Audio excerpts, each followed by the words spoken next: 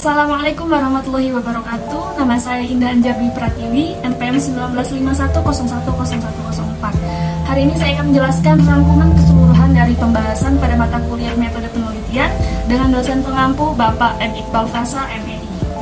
Sebelum itu saya akan menjelaskan terlebih dahulu metode penelitian. Metode penelitian sendiri merupakan suatu cara ilmiah yang dipilih secara spesifik untuk mendapatkan data dan memecahkan suatu masalah yang dilakukan pada suatu penelitian tersebut dengan tujuan dan kegunaan yang tertentu. Nah, dalam pembuatan paper atau artikel makalah, biasanya ada struktur yang harus dimuat di dalamnya.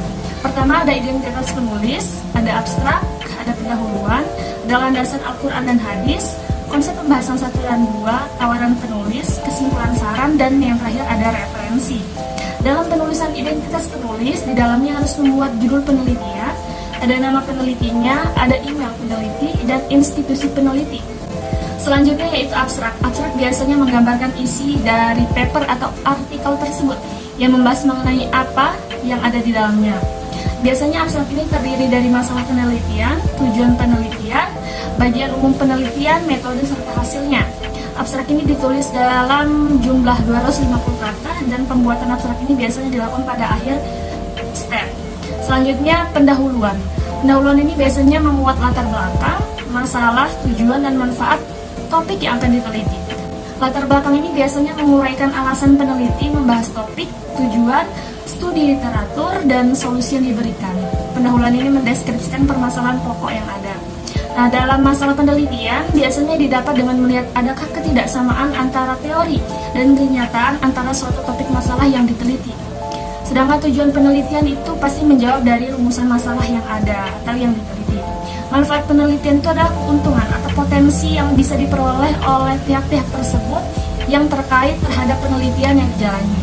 Nah, di dalam pendahuluan juga biasanya mencantumkan pendapat dari peneliti terdahulu yang digunakan sebagai landasan atau dasar dari dilakukannya penelitian tersebut.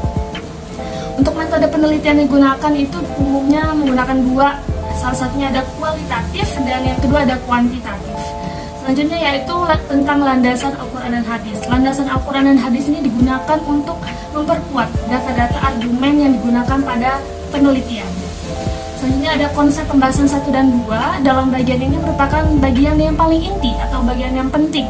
Karena dalam pembahasan ini dijabarkan penjelasan terkait objek yang dibahas, metode penelitian yang digunakan, dan serta implementasinya dalam keseharian. Gagasan yang diuraikan ini berdasarkan landasan teori yang mendukung. Landasan teorinya bisa didapat dari buku, pendapat ahli, dan lain sebagainya. Bagian ini juga menyajikan data-data teori yang mendukung tentunya. Kesimpulan dan saran. Kesimpulan ini berisikan seluruh hasil penelitian yang disampaikan secara ringkas pada akhir penelitian.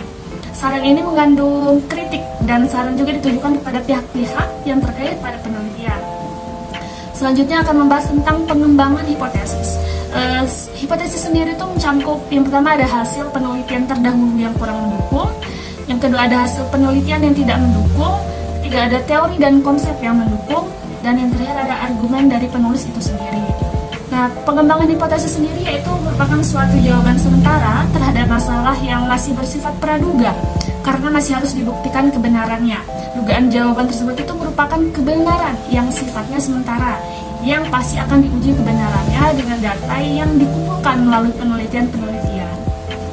Nah, contoh pengembangan hipotesis kita bisa menggunakan X1, X2, Y, dan X3.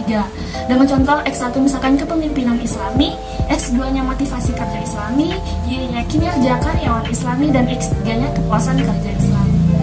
Dan untuk yang terakhir saya akan memberikan catatan. Yang pertama, untuk mendapatkan ide penelitian, bisa mencari ide dengan melihat pada webinar-webinar terkait penelitian, atau bisa dengan melihat langsung permasalahan yang ada di lapangan atau di lingkungan sekitar. Yang kedua, dalam menulis artikel ilmiah, paper, makalah, sebaiknya menggunakan Mendeley dalam pengutipan rujukan referensinya, karena itu dapat mempermudah dalam pengadaan daftar pustaka di akhir nanti.